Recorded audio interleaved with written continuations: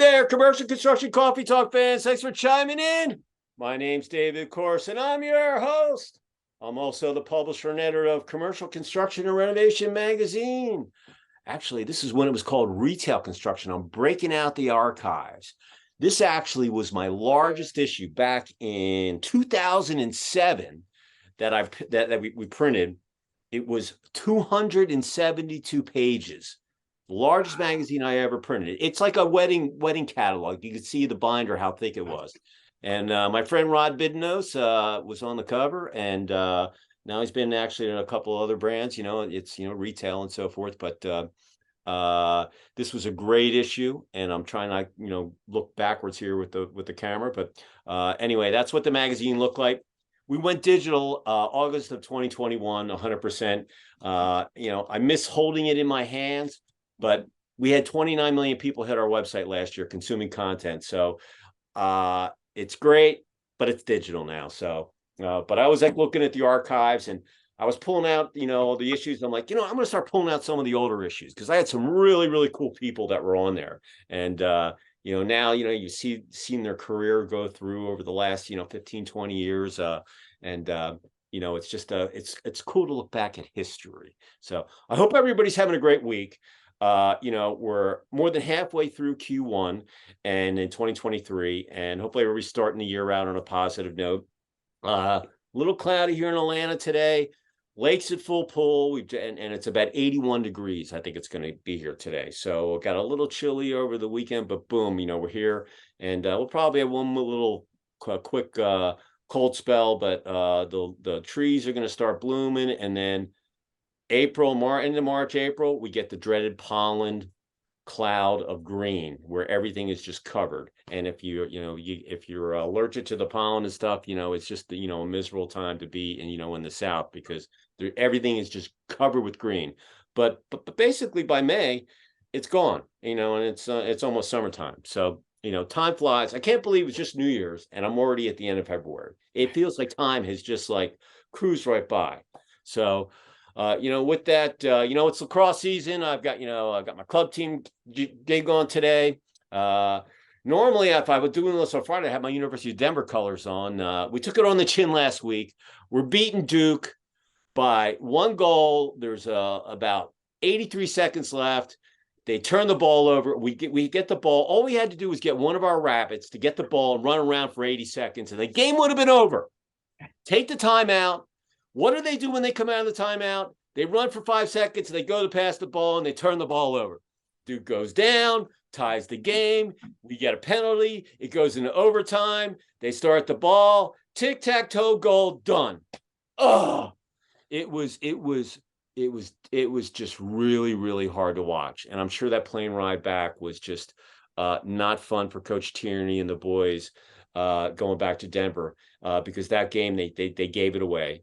And we play Merrimack, I think, this weekend, but then we go back on the road. We play UNC next week, Yale, and someone else. We've got a hellacious schedule coming in before we even get in the league play. We were ranked, but we beat Utah. We lost to Air Force. Should have beaten them. Then we lost to Duke. We're 1-2. We got a couple, but we're out of the top 20. So it's looking like DU's going to have to win the Big East to get into the big dance. They still got an awesome team. Lacrosse, just like any sports, the top 20 teams, they can, it's a couple plays in every game, but any given day, any other team can beat any other team. And if you have a hot goalie, that even helps that much more. So it's lacrosse season down here. Obviously I got my sticks in my background. And I still play in the old man's league. And, but it was a really, really rough thing. And my wife knows when DU loses, I'm just, not happy. But on the ice, we split with Minnesota Duluth. We're still, I think, number 3 or 4 in the country. So on the Ice Pios are, still kicking tail and, getting it done. But anyway, it's been a really, really, listen, it's already Thursday and, hump day's over and I'm getting ready to recharge my battery over the weekend. That's all I got to say. And, I'll be watching the game on the weekend. So actually got an exciting thing. I've got the Georgia Swarms, our indoor lacrosse team. They're playing Albany. They're not that good this year. I don't think they've won a game. But anyway, my local DU chapter, University of Denver chapter, is having alumni get together at the game, and we have one player plays for the Swarm, and the other guy plays for the Albany, who actually was with the Swarm. And we're going down after the game to meet all the team and the players. I'm going to get some pictures with my alumni, and I'm going to bring a couple of the old pictures of me with my tight shorts, tube socks, and wooden shafts. And, it'll be fun to see those guys. And it's always nice to get into the locker room after the game. So I'm excited that for Saturday. And actually see some of it buzz I haven't seen in a while, locally here, in the DU family. So we were known as Pios, the Peachtree Pios. So gotcha. With that said, let me introduce our guest for Commercial Construction Coffee Talk today. He's down in the Sunshine State, on the western side in Tampa, Florida. He's with the Insurance Institute of Business and Home Safety, and he is the managing director for commercial lines. His name is Chuck. Chuck, pronounce your last name so I don't get it wrong. It's simple. It's just like St. Nicholas, but with an M. So Chuck Miccolis. Thank you. So yeah. Chuck, say hello to our listeners out there on Commercial Construction Coffee Talk. Hey, everyone. Great to be here. And thanks for listening. Hey, the reason why we had Chuck on, and once again, his publicist reached out to me. That's how he got on there. If you want to get on the show, you got to reach out to me and get you on the schedule. And the reason why we had Chuck on was because, winter's starting to end, old man winter, even though he's still has some punch left in it, I'm sure we'll see him. But spring's coming in towards the summer, and with that, thunderstorms, hail, just bad weather, and it can wreak havoc on facilities. So with everybody out there, that's in the commercial sector, whether you're in hospitality, retail, federal, craft brew, Canada, I mean, we cover all those sectors, shopping centers. The bottom line is you can't control nature, but, you can prepare for it. And preparing your facility for the worst is, looking forward. Insurance is kind of like, you may never use it, but it's always good to have it. And then if you can get good ideas from these firms to protect your assets, and your facility in the commercial sector is probably one of your major assets, because without it, you can't conduct business, to keep it healthy and safe. So that's why, timing business is everything. So that's why, Chuck, that we actually had you on here today. So the way that we work this is, we're going to talk, we do it in 3 parts. Chuck, you're going to tell your story, where you grew up, got any siblings, if you play any sports or all that good stuff, where you went to school and how you ended up, at where you are today. And then we'll talk about the last couple of years, lessons learned through the roller coaster that we've all gone through. And then any new products or services that you have in the pipeline that, your firm's going to be rolling out or is rolling out. And then you'll leave your contact info for anybody to reach out to bump some questions off you or find out more about, what you guys do. So with that said, Chuck, the floor is yours. Tell us your story. All right. Well, thanks, Dave. So basically, I've been in Florida since I was about 18 years old. Came down here for college, went to University of South Florida right here in Tampa. Got my engineering degree. The Bulls, right? The Bulls, you got it. Okay, just making sure. So there's so many teams in Florida, I can't keep, Yeah, the Bulls. Yeah, yep. So as you know, it's a great sports town. We got the Rays, we got the Lightning, the Bucks, and of course the Bulls. And so when I got out of college, I went into basically in the insurance industry, but on the engineering side. So I went to buildings, facilities, all kinds of sizes, hospitality, resorts, manufacturing, etc. And I would do site-specific risk analysis. So I would go there and I would look at them for, what is their exposure to hurricanes, flooding, any kind of interior fire hazards. If it's a manufacturing process, do they have flammable liquids? So I would go there and I would do a very specific analysis and determine, what's the loss expectancy with the building as it is? What will it be if we fix it and repair it? And you'd be surprised how economical it is to repair your building and keep it in good shape. And then, what would the performance of that building be after you've done those repairs? So, dramatic drops in the loss expectancy with just a little bit of care and money.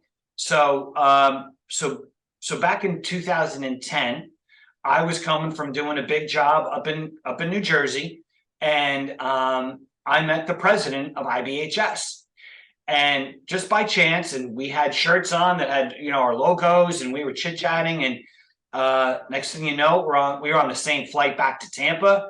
We had the smoothest interview for 2.5 hours, and it was great. And so the beautiful thing about coming to IBHS is they look at the fundamentals. We look at the fundamentals that go into the standards for different construction types. So at IBHS, what we do is we have a one-of-a-kind research facility where we can test for Category 3 hurricane winds. We can do full-scale hail testing with realistic hail. We do water intrusion, so wind-driven rain. And it's not just like putting a hose on. We measure the droplets. It's very precise. It's very meticulous science. And then we also do wildfire. So we can create ember storms, again, that mimics Mother Nature. One-of-a-kind facility. We could do 2-story structures, both home and commercial, side by side. We have a 55-foot diameter turntable. We got plenty of videos on Vimeo too. If you ever just want to go to, you know, look up IBHS, and you'll find them on there. And we have 105 fans, 350 horsepower each. And we can do about 20 times the flow of Niagara Falls, just to put it in perspective. So, so it was a great opportunity to work with, you know, foundational science, building science. How do we keep buildings together and keep the water out? So that's what I've been doing for the last 10 years or 12 years, 13 years now. I'm amazing myself, that's for sure. So I work with the researchers, and I bring that kind of you know, practical side, the what do you see out in the field, and I work close with the researchers. We work closely with trade organizations. We work in partnerships. You know, we're not here to pull the rug out of anybody. We are here to improve products, test, you know, what actually works, what doesn't work, and we are strong believers in strong building codes. And Florida has one of the best building codes out there. Unfortunately, building codes are not uniformly enforced across the country.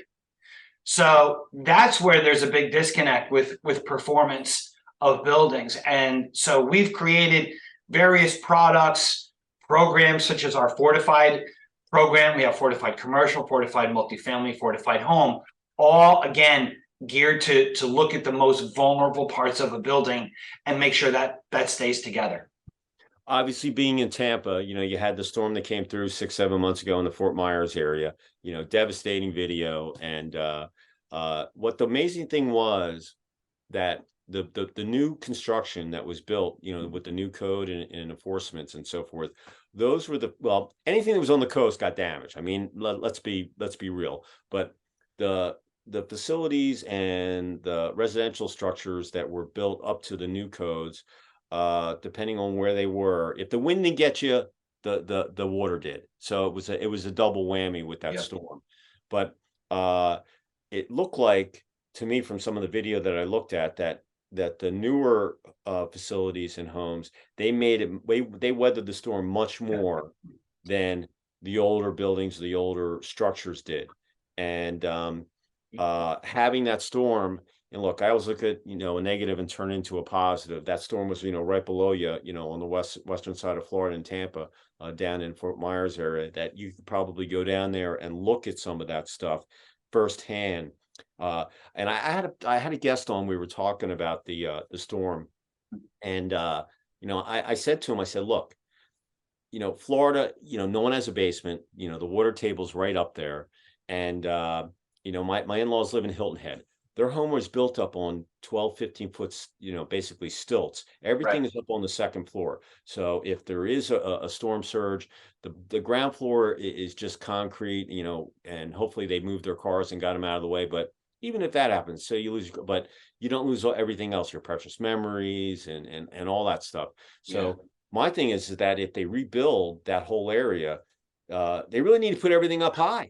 You know, and I know that, they have an older population in Florida. Not that they don't have a younger population, but when you get older, you don't want to climb stairs and all that. But if you're going to live there, that they should have everything up high, because the insurance companies, I know that they don't want to pay out for all that damage, so that they should put that, hey, if you're going to live here, you got to live up 15 feet. And in my opinion, they, nothing against your organization or anybody else, but listen, storms are just getting, if they're 170, 200, we should have them, buildings should be built where they can withstand 400-mile-an-hour winds. It's one of, that's where I'm from. I'm like the Boy Scout, be prepared. So, and I'm a Dale Carnegie guy too. What's the worst that can happen? Okay, it's going to be 200 miles in, but we built this thing to withstand 400. So why not do it that way? From a research point of view, I don't know technologically if that's possible, but I'm just throwing out, not Einstein, but I do come from a construction family. So I'm looking at it going, okay, instead of doing 200, let's do 400 just to be safe, because you never know when you might need it. And that storm was amazing because it came on, it had so much oomph.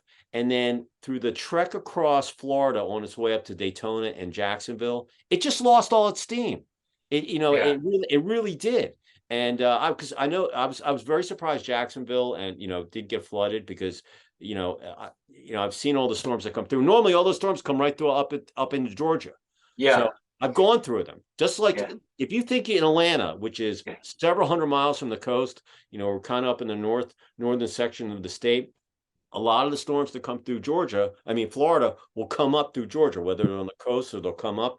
Man, I've had some wicked storms. I've been here since '92, and I've seen some wicked storms. We get trees knocked down, the power lines, roofs get ripped off. We get the tornadoes, and but having organizations out there like yourself that can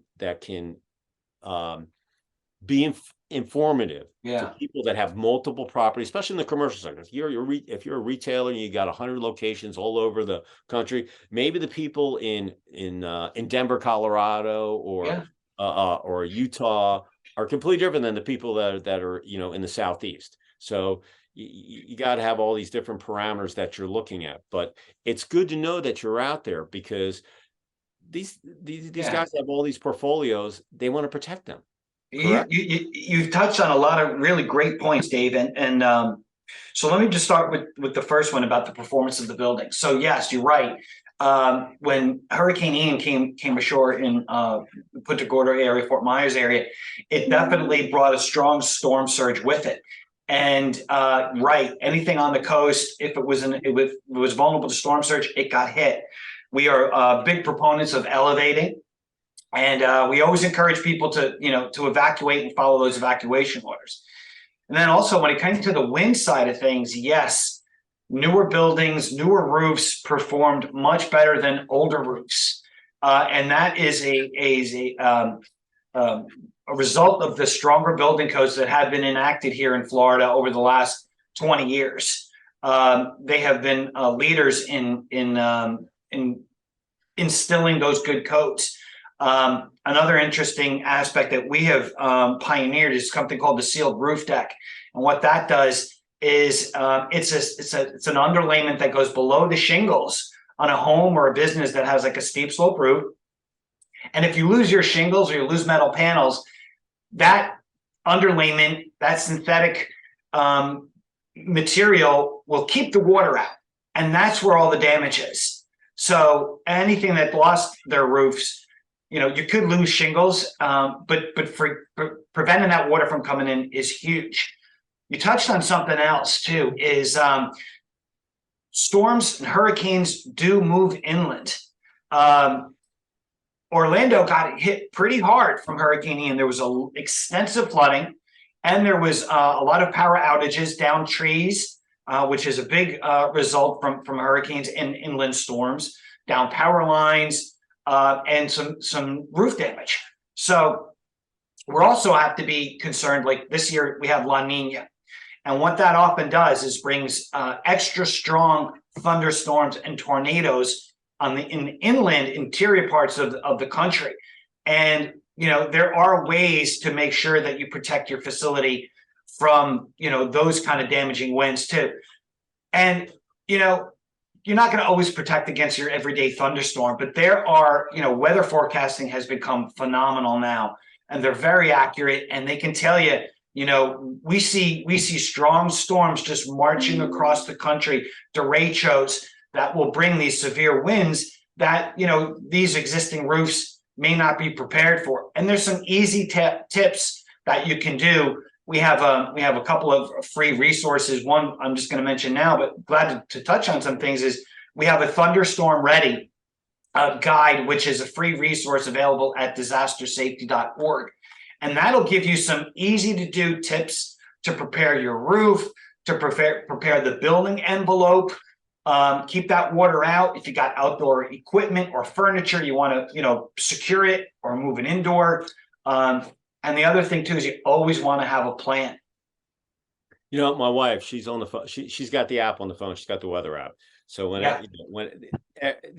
last week it was cold, but there was a lot of wind, and she's like, "Oh wow, there's we had some painting getting done in the house," and the guy goes, "Oh yeah, I'm trying to get out of here because the storm's coming." I'm like, "Oh, is the storm coming?" He goes, "Oh yeah, man, we're gonna get some really bad weather here. Check it out." He had one on his saying, he goes, "Look at this thing coming in," and we were watching the cell coming in, nice. And I'm like, "Oh wow, so we're gonna get some wind and rain." So I went out and secured. He was putting up some shiplap and some framing in my wife's office that she was getting redone.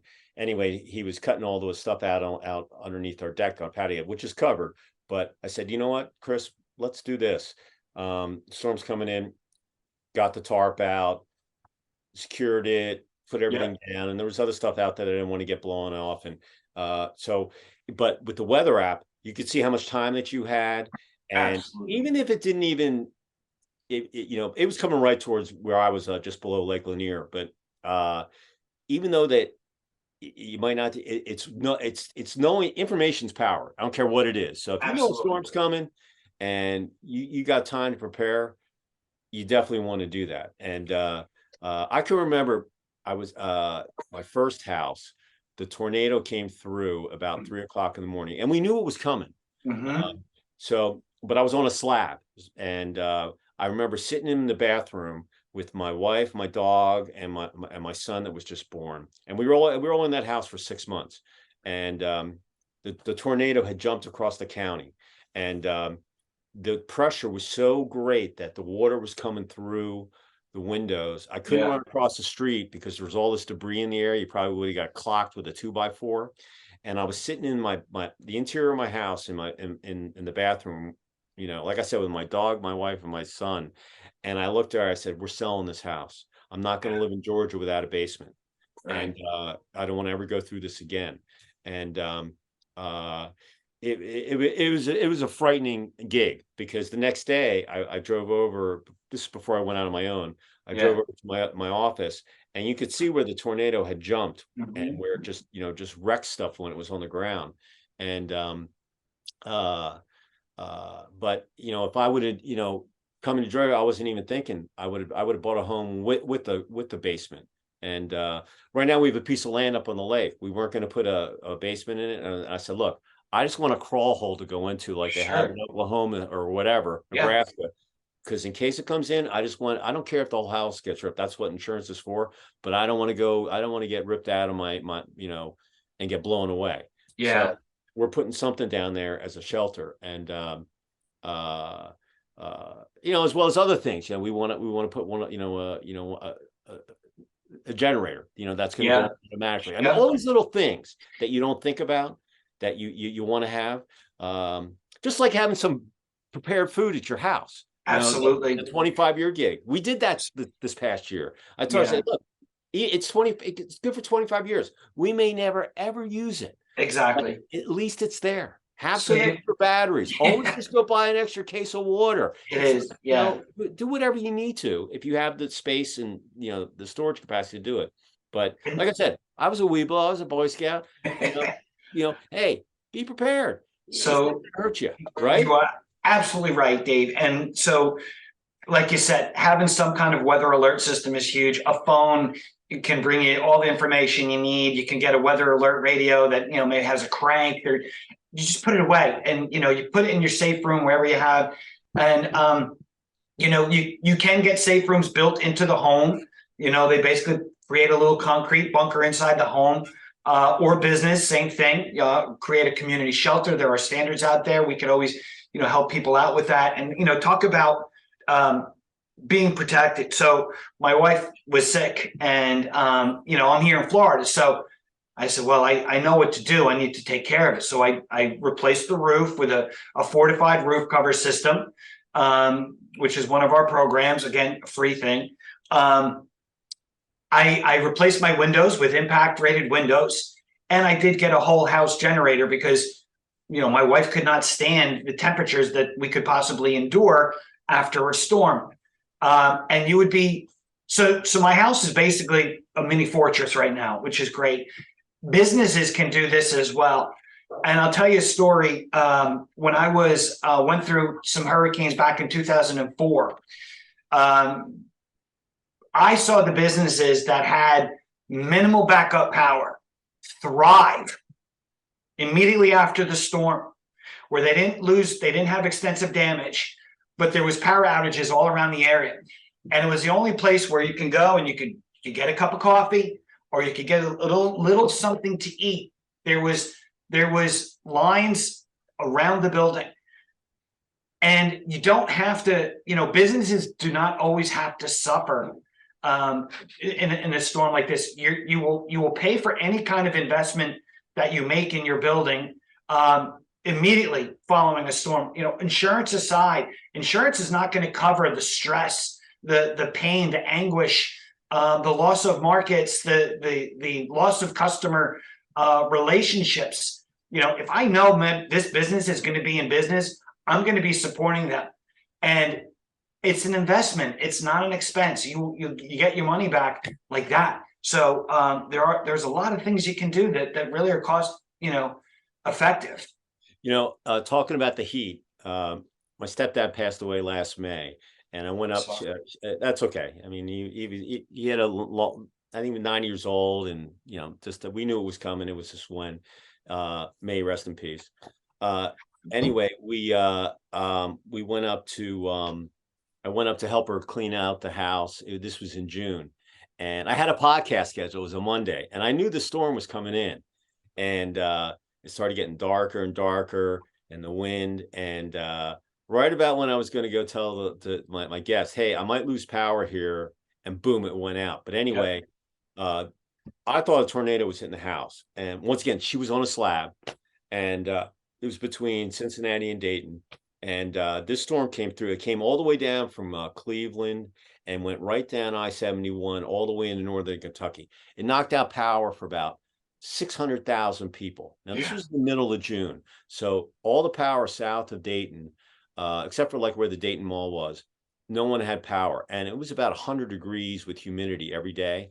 Now, a couple of her friends had generators, so she would stay and cool off during the day, and we kept the shades down. But at night, her house was fairly new, so it was very well insulated, and it wasn't that hot. So, but we sat in the dark and listened to AM radio and just kind of lived by candlelight. I went during the day to the Starbucks because that was the only place I could get internet and, like you said, a cup of coffee. I don't drink it, so I got some strawberry foo-foo drink to drink. But I was there. But if you didn't get there early, you didn't get a chair because everybody else and their mother knew, hey, Starbucks is going to have it. Or a Waffle House, one of the two. So, but that went on for 3 days. And then after 3 days, you know, I drove back. I was up there for about 2 or 3 weeks. I drove back, and there were still people without power. And when I was at the Starbucks the one day, there was a guy sitting there listening, and I asked him, I said, oh, did you just come down for calling? Did you get the storm up? He goes, oh man, I just came down I-71. There were trees down all along the highway. That thing went right down, you know, and he just said it just did a beeline straight down, you know, right into northern Kentucky. And so you mentioned, so let me finish my story. So I told I told my mother, I said, Mom, we're going to get you a solar generator. This is the first thing you need for your house here. Okay. Because if anything happens, even though your neighbors have it, you need it because Yeah. your freezer's full of all this, meat and whatever. It's going to go bad eventually. It can only handle a couple days as long as you keep the door shut. So you need to get a generator. I don't care what kind it is. We're getting you a generator. You don't have one, and having a generator in your house is probably the best thing. I think you go solar, and because I've been investigating it, but you can go with the diesel or petroleum, whatever it is. But having a solar one is a pretty cool gig to go by. But that's just a nice piece of equipment to have. Thunderstorm, hurricane, any of that kind of stuff. It's an essential tool to have at any home, in my opinion, or any business. Right? Absolutely. And so there's a number of ways to do it. I'm fortunate. I've got propane gas that comes to my house. So propane is one of the last things to go because it's all underground. So that it's convenient here. But you mentioned talk about businesses. So we at IBHS we do loss investigations after storms hit. So like Hurricane Michael, Hurricane Harvey. We'll go out and we'll look at what happened. Economies are devastated. So if you don't have people that have homes to live in, you're going to lose your workforce. If you don't have businesses for people to go to, they're going to move. So it's really cost effective. And the thing is, back in 2004, when I looked at I saw a bunch of damage in Florida. People were going to work just to get air conditioning, to get a break because they had nothing at home. They were sweating. They had no cold they had only cold showers. If there were showers, I'd go to different kinds of places, and they had facilities for these people, and they were just going in there, and they were just happy to be in air conditioning for a couple of weeks. So they were thrilled to go to work. So it really it pays for itself. As you look forward, with the storms, the thunderstorms, spring thunderstorms, it's the inversion. If those you don't know, as a storm hits, it's the hot air and the cold air. Yeah, when they mix. That's how the storm creates. Right. So I was studying in science class way back when. So some of Mr. that's Town, cool I just plugged you, Mr. Town, at prep school. See, I was studying. So anyway. And this year's La Nina, so that often brings like that mix of hot and cold air across the country, and they're forecasting some severe weather coming across, and we're looking at hail coming across, and businesses can put hail guards up on their roof-mounted equipment. Those are very vulnerable. It's an easy fix. It's cost effective. You could put a wire meshing. Just Google it or just get a local contractor, your AC guy to come and do some easy steps to protect your building from that. A couple other things too. Make sure your garage door, your commercial doors are strong and sturdy and they're not weak, because anytime you break the building envelope, so that sounds technical, but it's not. But if you break doors or windows or air comes rushing in during a storm, it's a damage amplifier. It increases the pressure on your roof cover system. Something as simple as closing the interior doors can reduce the pressure on your building. So, make sure those doors are shut and in good shape. Nothing's rattling, secure them. Cost-effective stuff to do.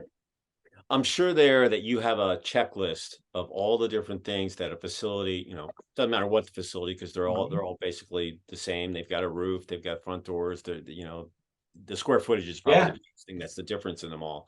But that if they do all these things, you still might get damage, but you can the minimization is right. A lot of this damage is avoidable. You'd be surprised, and I tell you, I've been doing this for a long time. The same stuff happens. It's the same old thing. Your roof cover fails, windows break.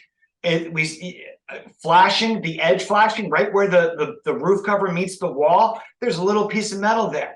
If you just make sure that's tight, or have a roof contractor check it out, make sure it's tight, you're going to be in good shape. So we do have some really good available resources at disastersafety.org.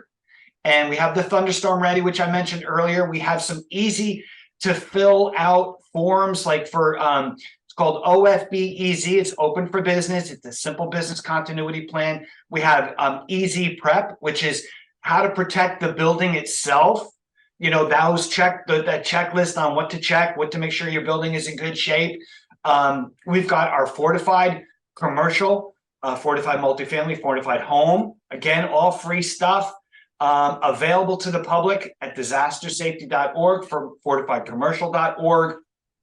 You can always, you know, hit me up too. That's fine too. My name is, or my email is cmiccolis@ibhs.org. You know, we're here. We're a nonprofit organization. We're here to, you know, serve the public and improve, you know, how buildings perform. I'll give you a little anecdote here. So you've heard of the Insurance Institute for Highway Safety, right? They crash test cars with the dummies and everything. We crash test buildings. We're similar along that line. We're trying to make, you know, homeowners and building owners safer and stronger against storms, and make those homes and buildings habitable after a storm, so you can stay in your building, you can keep your business operating, and keep the economies running, and reduce that suffering that comes along with these storms. The biggest thing that I can say with any storm, like if you're a business or you want to make, you know, if you're an essential business, or you want to ride the storm out, make sure that you realize that when a big storm comes through, that if you live in a hot place, you're not going to have air conditioning. It's miserable. You might not get power for days or weeks upon end. You don't know. And if you have the opportunity to get out of the way of the storm, do it. Don't stay there. Yeah. It's not, you can replace all that stuff and you won't be stressed. And hopefully the storm won't follow you up from Florida to Georgia, which happens so many times. But you know, just leave. I had one of my agency guys. He lives on the eastern side of Florida, and there was the one hurricane that came. It hit Bermuda, flattened it, and then it was coming right towards the coast, and then it just sat there, and then it just made a 90-degree turn, beeline, and went right up the coast. Now, if that storm would have come inland and gone in, it would have wrecked the East Coast. I forget what storm that was, but the one that hit Bermuda, it was a massive storm. It was only off the coast, but it didn't hit southern Florida, and then it just made a right turn, and it went right up the coast, and it really didn't hit anything. And it was a monster. And so I told him, I said, Ron, get out of there. It's probably a 6-8 hour ride up here. I got plenty of room for you. You can stay here as long as you want. You can have the other end of the house. You'll be in air conditioning. You know, we'd love to have you. Don't stay down there with that storm. Yeah. Put your hurricane shutters down, tighten down your house, and leave it. I'm sure it'll still be standing, but we don't know if that storm comes in. You don't want to be in the middle of it. And then the aftermath. Same thing. My in-laws are in Hilton Head. Whenever a storm comes in, we know something's coming. I'm like, get in your car. Make sure you have gas in there. You don't want to get stuck on the highway where everybody is, you know, milking all the gas down. You know, get out of there early, because it's you just don't know. And you know, if the wind doesn't get you, the storm surge is definitely water, in my opinion, is much more worse than the wind.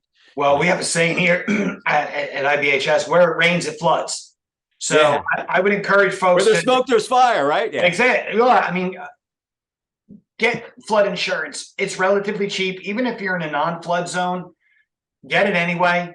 It's like I said, very inexpensive, especially if you're not in a flood zone. And you don't want to be that person where they missed it and they didn't predict it correctly on what the flooding could be. So always make sure your insurance is up to date.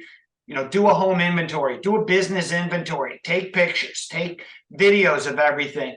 It takes you an hour to do so, but it could save you so much aggravation and grief when you're trying to file an insurance claim. Keep your insurance information available. And again, we have information on all of this on our checklist on some of those free resources that I mentioned earlier at disastersafety.org. So you're right on it, Dave. And you know, we love the fact that you're just so pro protection and preparation, and you know, God bless the Weeblos. Yeah, there they go.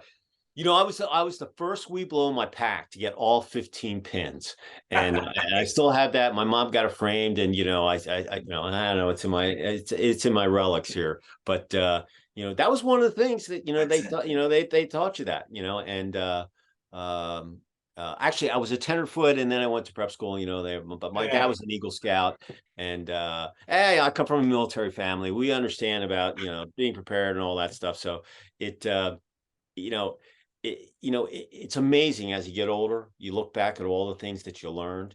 And one of the things was, you know, hey, don't be out on the golf course when it's thundering, you know, Yeah, no, put the know, clubs away, go when in. you know, when you know that when you know the storm's coming in. I remember a hurricane hit. I grew up outside of Philadelphia in a place called Pottstown. It was, Mhm. and our our construction company, steel recycling gig, was right down on the industrial boulevard, right next to the Schuylkill River, and the hurricane came through and flooded everything, and the river overflowed its banks, and you know, Bethlehem Steel was down there and anything. Mhm. I remember going down with my grandfather to look at the damage, and I was just shocked at, you know, the water that Yeah, had made it, you know, up into this big industrial area, and the whole, all these plants got flooded.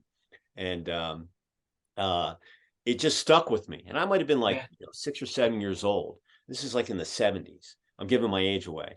But uh you know, y- you don't want to be in there. And God knows I've gone through enough of these things where you know, I've talked about, you know, looking at the video, the some of the homes that were rebuilt, you yeah, know, the roofs made it, or whatever, but the storm surge is what got them, yeah. you If know, you're, if you're, and listen, that's the way that they built the homes, you know. So if one doesn't get you, the other, but if you got protection on both, and you know, you got to ride it out. And hopefully, you know, with the building codes and everything, as they rebuild that area.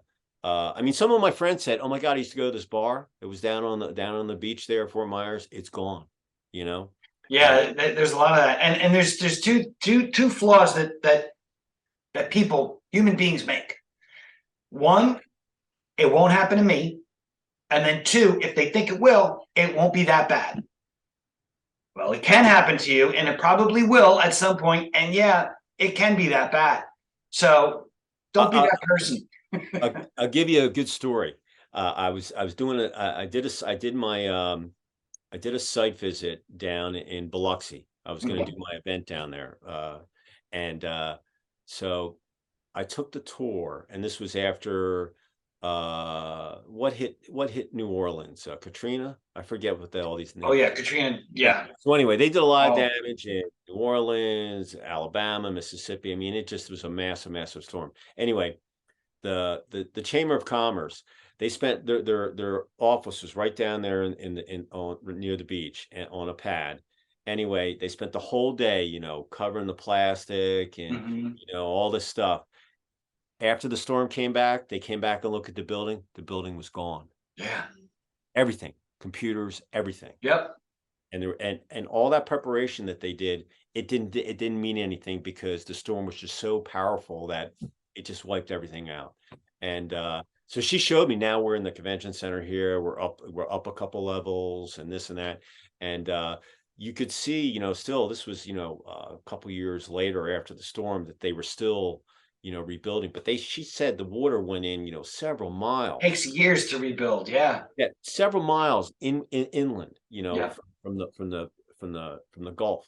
And but it was it was an eye opener. I remember, because we were driving, and she was saying, she goes, "That's where our office used to be." And I'm like, "Well, where is it?" "Oh, you know, it's gone. You know, the water washed it away." And but she told me all day we were doing it and everything, and then a couple days later, after the storm, we went back and the building was gone. Yeah.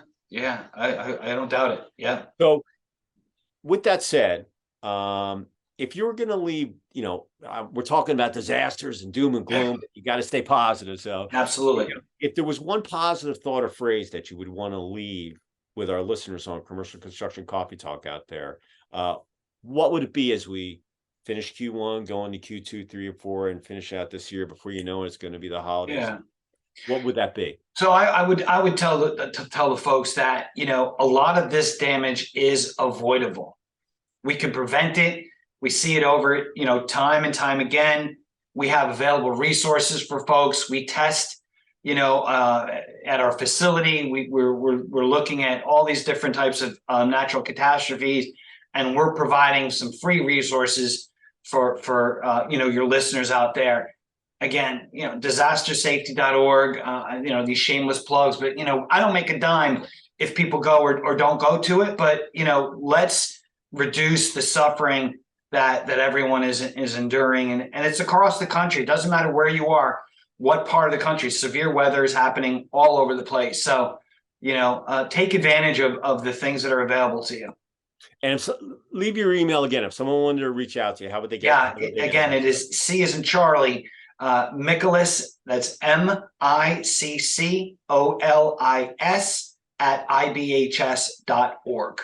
Okay, so if you've got a facility out there, if you've got a home, if you got anything that's in there, I don't care if it's a tiny house, hit me up. And you want to protect it, this man right here can help you. Okay, glad to help.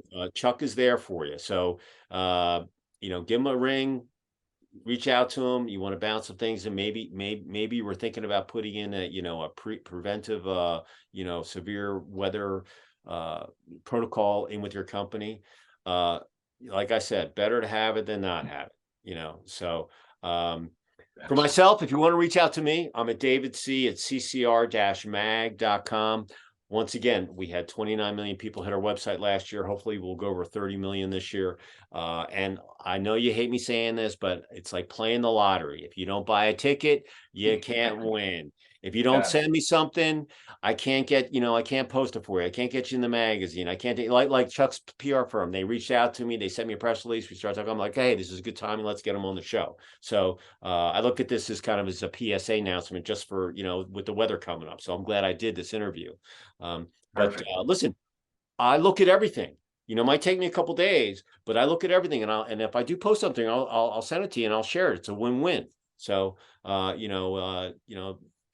it. And listen, preventing your building is just like not buying the lottery. If you don't prevent your building from being safe, you're gonna have to reap the consequences. If you want to win the lottery, you got to buy a ticket. So just take some action. This is a call to action. Protect your building. So Chuck, it's been a pleasure. My pleasure speaking with you. And I was always like talking about the preventive stuff, because I don't want to see anybody suffer and all that.